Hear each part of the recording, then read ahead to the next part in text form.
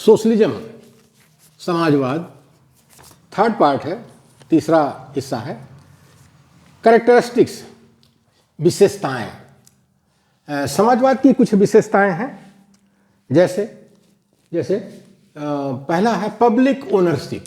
Public ownership, जो उद्योग होते हैं, सेवाएं होती हैं, ज़्यादातर जो है वो सरकार के कब्जे में होते हैं। इसी को कहा गया है पब्लिक ओनरशिप, यानी सरकार का स्वामित्व होता है, सरकार मालिक होती है, कोई निजी पूंजीपति मालिक नहीं होता है। तो इसीलिए जो है निजी पूंजीपति जो हवाला घोटाला दिवाला करते हैं, तो जाहिर है कि सरकार हवाला घोटाला दिवाला नहीं कर सकती है, क्योंकि आम जनता उस पर नियंत्रण रखती है। और निजी जो पूंजीपति होते हैं उन पर तो आम जनता का नियंत्रण नहीं है। तो सेकंड है सेल्फ मैनेज्ड इकोनॉमी। समाजवाद में क्या होता है, स्वतः प्रबंधन होता है। जाहिर है कि जो सहकारिता है, कोऑपरेटिव सोसाइटीज हैं, उनको ज़्यादा महत्व दिया जाता है कि लोग जो है कोऑपरेटिव बना करके अर्थव्यवस्था का संचालन खुद करें। तो कहा गया है सेल्फ मैनेज्ड इकोनॉमी, यानी सहकारिता को बढ़ावा दिया जाता है। तीसरा है सेंट्रलाइज्ड प्लानिंग। इसका मतलब होता है केंद्रीकृत योजना मतलब होता है सरकार जो है योजनाएं बनाती है। और पूंजीवाद में ऐसा नहीं होता है, सरकार योजनाएं नहीं बनाती है। वहाँ कहते हैं कि अदृश्य शक्ति है इसका नियंत्रण करती है। और परिणाम ये होता है कि हवाला घोटाला दिवाला इतना होता है कि पूंजीवाद में जो है डिप्रेशन भी आता है। और कि पूंजीवाद को इस संकट का सामना करना पड़ता है, लेकिन समाजवादी अर्थव्यवस्था में इस तरह का डिप्रेशन नहीं होता है और सरकार जो है नियंत्रण रखती है। ये 1930 की में जो मंदी आई थी, डिप्रेशन आया था, मंदी आई थी, सारी दुनिया ने देखा है कि पूंजीवाद में किस तरह से मंदी आती है, लेकिन समाजवादी व्यवस्था वही थी रूस में, उसमें कोई ऐसी मंदी नहीं आई है। ये बहुत बड़ा फायदा है केंद्रीकृत योजना का, सेंट्रलाइज्ड प्लानिंग का। फोर्थ है पॉलिटिकल सोशलिज्म का मतलब होता है केंद्रीय राजनीतिक समाजवाद। इसी को स्टेट सोशलिज्म बोलते हैं, बाबा साहब कहते हैं। यानी जो समाजवाद है वो सरकार के द्वारा लाया जाएगा। सरकार के द्वारा क्या, जब बड़े बड़े उद्योग सरकार के हाथ में होंगे तो जाहिर है समाज के हर वर्ग को उसमें सेवा करने का मौका मिलेगा, आगे बढ़ने का मौका मिलेगा। तो इस तरह से जो है राजनीतिक समाजवाद इसी कहते हैं, स्टेट सोशलिज्म इसी कहते हैं। तो बाबा साहब एक समाजवादी नेता थे, लेकिन हमारे भारत में समाजवादी उनको समाजवादी नेता नहीं मानते है। ऐसे समाजवादी हमारे भारत देश में है, पता नहीं किस नस्ल के समाजवादी हैं। पांचवा है डेफिनिट ऑब्जेक्टिव। फिफ्थ है डेफिनिट ऑब्जेक्टिव, निश्चित उद्देश्य। एक निश्चित उद्देश्य होता है अर्थव्यवस्था का। जैसे नेहरू जी ने, इंदिरा जी ने एक निश्चित उद्देश्य को लेकर के समाजवादी अर्थव्यवस्था की रचना करने की कोशिश किया भारत में। इसीलिए वो नेहरू जी ने, इंदिरा जी ने बड़े बड़े उद्योगों का जो है राष्ट्रीयकरण किया, जैसे बैंकों का राष्ट्रीयकरण किया, इंश्योरेंस का राष्ट्रीयकरण किया, कोल इंडिया का किया, और सरकारी स्तर पर चीनी की मिलें थीं। तो उसका एक उद्देश्य था कि हवाला घोटाला दिवाला नहीं होगा और आम जनता को इससे फायदा होगा, और हुआ भी। आगे है, छठा है freedom of consumption. Freedom of consumption का मतलब होता है एक तरह से ये मिश्रित अर्थव्यवस्था का होता है, मतलब थोड़ा बहुत जो है पूंजीवादी गतिविधियां भी चलती हैं निजी क्षेत्र में, लेकिन छोटे स्तर पर।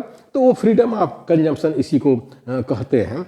आगे है सेवेंथ है इक्वल इनकम डिस्ट्रीब्यूशन,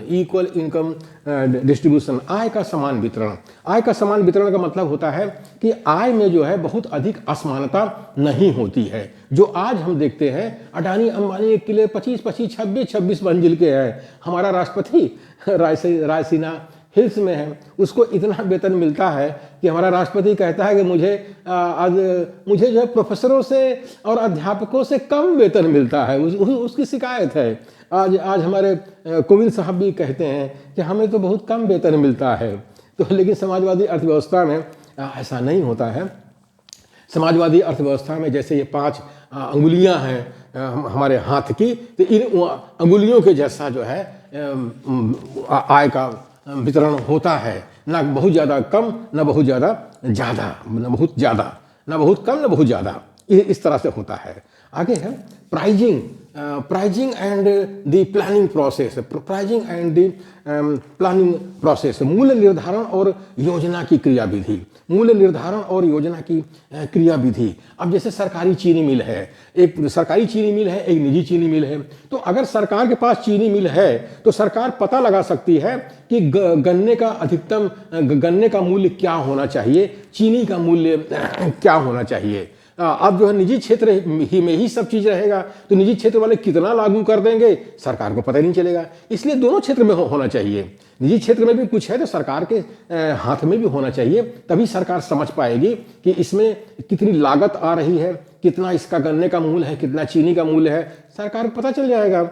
इसी तरह से रोडवेज है, सरकार के पास अगर रोडवेज है तो सरकार को पता चल जाएगा कि कितने किलोमीटर पर क्या किराया होना चाहिए। और निजी क्षेत्र जो है अगर ज़्यादा मनमानी करेगा तो सरकार नियंत्रण लगा सकती है। लेकिन सरकार के पास में रोडवेज नहीं होगा तो सरकार क्या जाने कि प्राइवेट वाले क्या ले रहे हैं। हमारे मध्य प्रदेश सरकार में स्वराज मामा है, स्वराज मामा ने क्या किया, सब निजीकरण कर दिया रोडवेज का, और मध्य प्रदेश का कबाड़ा कर दिया रोडवेज का। ये हम अपने भारत देश में अभी 2022 में देखते हैं, 21वीं सदी में देख रहे हैं।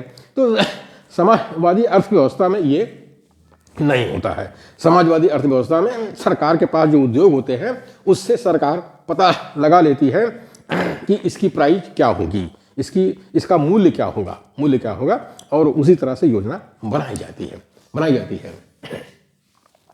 In theory, based on public benefits, socialism has the greatest goal of commonwealth. Since the government controls almost all of society's functions, it can make better use of resources, labors and lands. सैद्धांतिक रूप से जनहित पर आधारित समाजवाद का सबसे बड़ा उद्देश्य साझी संपत्ति है।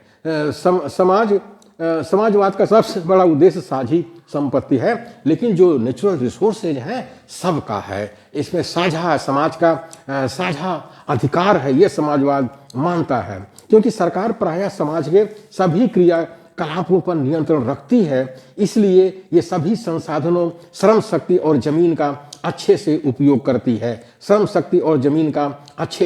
करती है। अब जैसे सरकार के पास में शिक्षा हो, स्वास्थ्य हो, रोजगार हो, तो समाज के सभी वर्गों को शिक्षा मिलेगी और उनको जो है स्वास्थ्य सेवाएं भी मिलेंगी और उनको रोजगार भी मिलेगा। अगर सरकार के पास में शिक्षण संस्थाएं नहीं हैं, अस्पताल नहीं हैं, तो वो क्या रोजगार देगा? सरकार के अपने लोगों को क्यों रोजगार देगा? आज हम 21वीं सदी में 2022 में जो बेरोजगारी का आलम हमारे भारत देश में है, हमारे मोदी जी के समय में मोदी जी जो है सब पूंजीवाद की तरफ जा रहे हैं। कितनी बेरोजगारी है नौ युवकों में, हम भारत देश के अंदर देख सकते हैं। और साढ़ तो जो है पूरा खेत खाए जा रहे हैं, खेत खाए जा रहे हैं। वो सारे देश का किसान परेशान है, रात भर जो है अपने खेत की रखवाली करता है, इन साड़ों से करता है।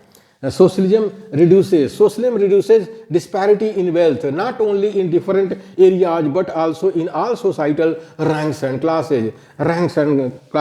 समाजवाद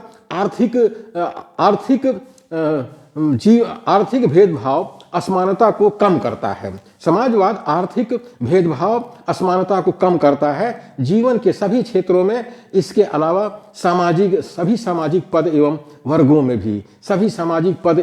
वर्गों में भी जो आर्थिक असमानता है उसको समाजवाद कम करता है। पूंजीवाद में इसकी कोई सीमा नहीं है, किसकी कितनी इनकम है, किसकी कितनी कम इनकम है, दोनों का अंतर पर सरकार का नियंत्रण नहीं होता है।